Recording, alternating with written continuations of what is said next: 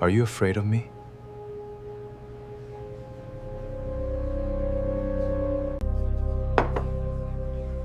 I know exactly what you did.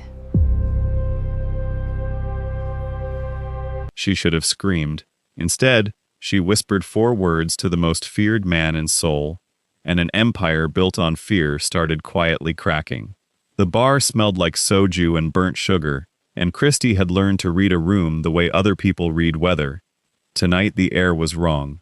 She wiped the same glass 3 times, watching the door. Her brother Marcus owed men money he didn't have. Men who didn't send letters. They sent silence, and silence always cost more. "Table 6 wants you," her coworker muttered, not meeting her eyes. Christy already knew why. 2 men in dark coats sat too still, too patient, hands folded like they were praying to something cruel. She smiled anyway. Fear was a language she refused to speak out loud, even when her hands shook beneath the tray. Across the city, Kang Pei stood in a warehouse that smelled of rust and rain, listening to a man beg for a debt extension. He didn't raise his voice. He never needed to. He simply watched the man's throat move when he swallowed, filed it away, and said nothing until the silence did the work for him. His men called it discipline. His sister, before she died, used to call it a cage he'd built himself and locked from the inside. He touched the small photograph in his coat pocket, a habit no one was allowed to witness, and put it away before anyone could ask. 2 calls came in that night, one about an unpaid debt tied to a bar near Itaewon, one about a girl who wasn't afraid enough to be smart. Kang Pei didn't usually collect personally. Tonight, something made him go himself. Would you stay quiet to survive, or speak even if it cost you everything? Tell me in the comments what you would do. The bar door opened and the temperature seemed to drop. Kang Pei walked in wearing black like a closed door, and every head turned except Christie's. He sat at the counter, didn't order, just watched her hands work. "You know why I'm here," he said quietly. "Marcus's debt." Her voice didn't shake. "I know. Most people cry. Or run." He studied her face like it was a language he was trying to learn. Would it help? Something flickered behind his eyes. Surprise. Maybe. Or the ghost of it. He leaned forward, close enough that she smelled cedar and gun oil. "Are you afraid of me?" The whole bar seemed to hold its breath. Christy set the glass down, steady. "I'm not afraid of you." 4 words. Simple. But they landed in him like a struck bell, ringing somewhere he'd bricked shut years ago. He didn't smile, didn't threaten. He just stared, recalculating something in real time. "Interesting," he finally said, standing. "I'll be back for the money." Or something else. He left without collecting anything. His men exchanged confused glances. Kang Pei never left empty-handed. Christie's hands trembled the second the door shut, adrenaline catching up to her nerve. She'd gambled her life on 4 words and somehow won a strange kind of silence instead of violence. Neither of them said it, but something had shifted. A door that shouldn't exist had opened a crack. Have you ever said something bold in a moment of fear, and it changed everything? Comment below. Kang Pei told himself it meant nothing. Told his second Yoon it was strategy. Let the debt breathe. Watch who the girl talked to. Yoon didn't believe him. "You've never let a debt breathe in 10 years. Careful," Kang Pei warned. But there was no heat behind it. Christy told herself the same lie in reverse. He'd let her live. That was all. Men like that didn't come back for conversation. She avoided the bar's front window for 3 days, jumping at every dark coat that passed. Marcus noticed nothing, too deep in his own spiral, borrowing again from someone new to pay the old debt, digging a hole with no bottom. "You're being paranoid," he told her when she begged him to stop. "I met the man you owe," she snapped. "He's not paranoid. He's the reason you should be terrified." Marcus laughed it off, already drunk again, already gone somewhere she couldn't follow. Across town, Kang Pei stood in his sister's old room, kept untouched, dust soft and silent, and stared at nothing. "She's not afraid of you," he said aloud to the empty room, testing how the words sounded outside his head. The room didn't answer. It never did.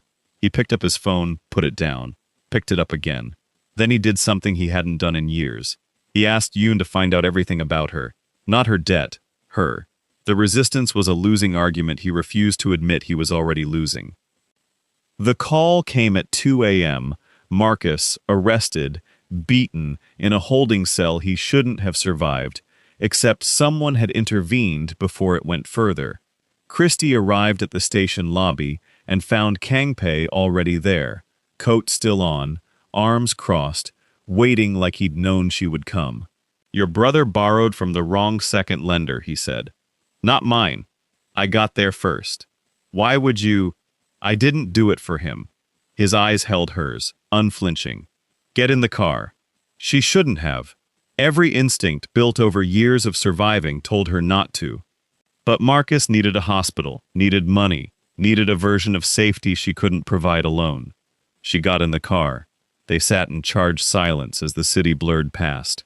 Rain streaking the windows like the sky itself was nervous. "You could have let him rot," she finally said. "I could have. Why didn't you?" He didn't answer for a long time. "I don't know yet." At the hospital, he paid the bill before she could argue, then stood apart from her in the waiting room, like a shadow that refused to leave but wouldn't come closer either.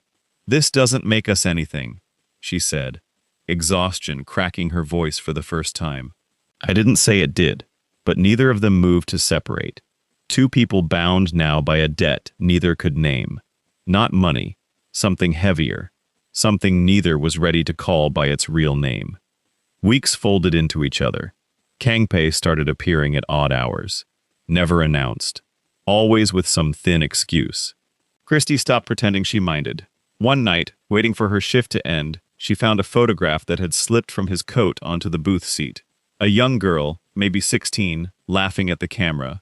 Kangpei beside her, younger, unguarded, actually smiling. "Your sister?" she asked when he returned. His face closed like a fist. "Give it back. I'm not trying to.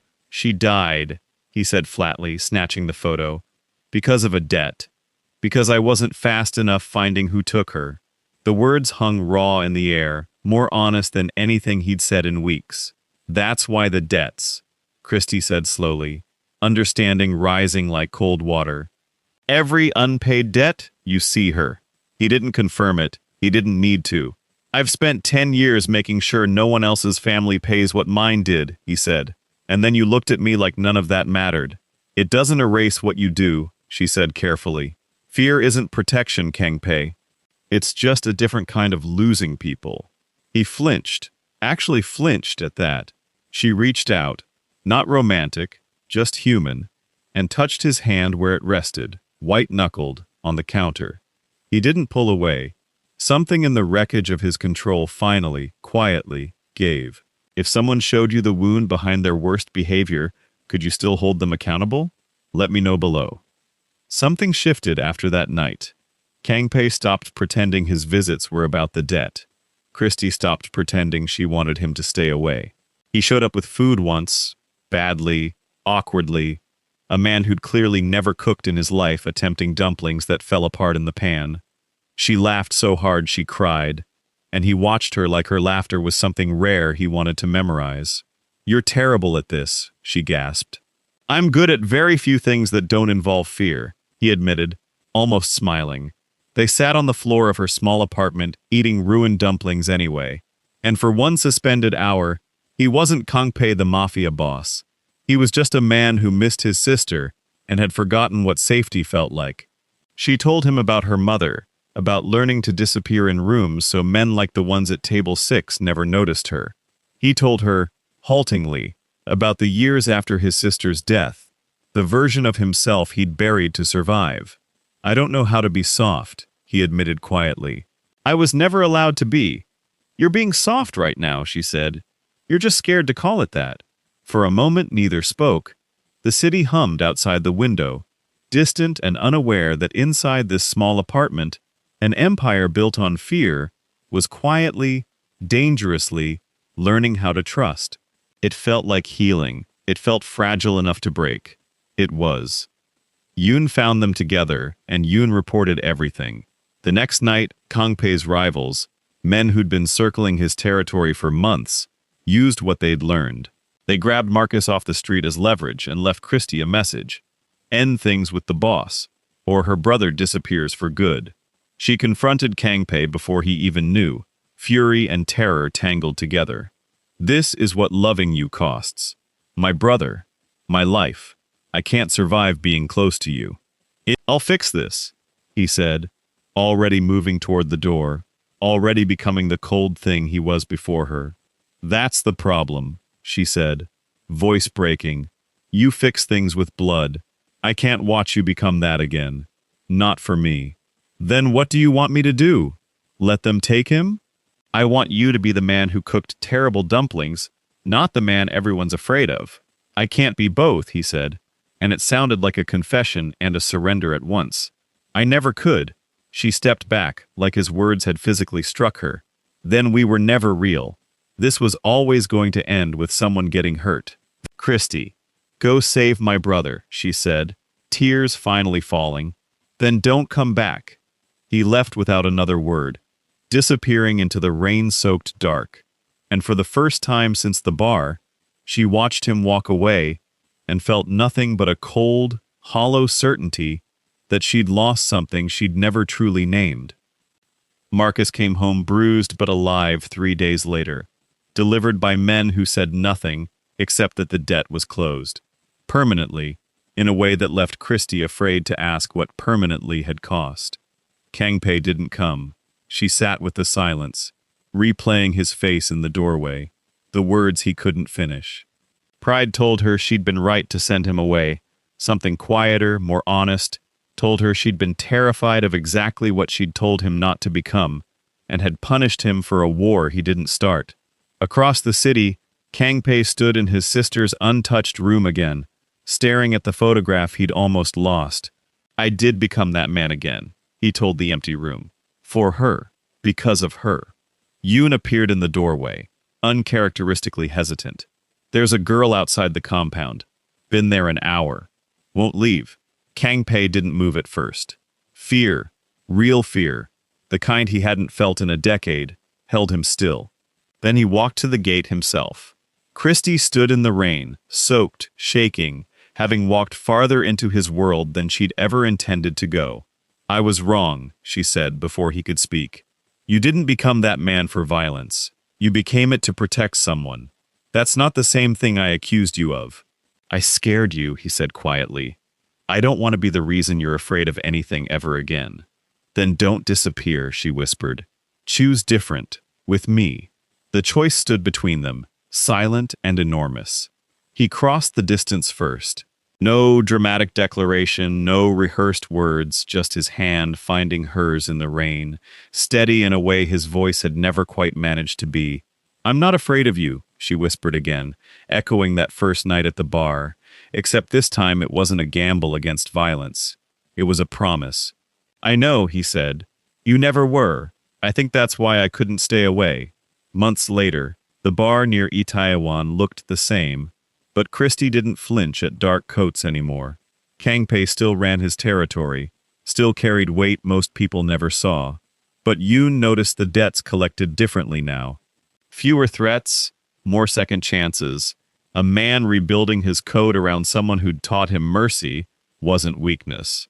Marcus stayed clean, working odd jobs at the bar, still unaware exactly how close he'd come to losing everything, or exactly who had saved him.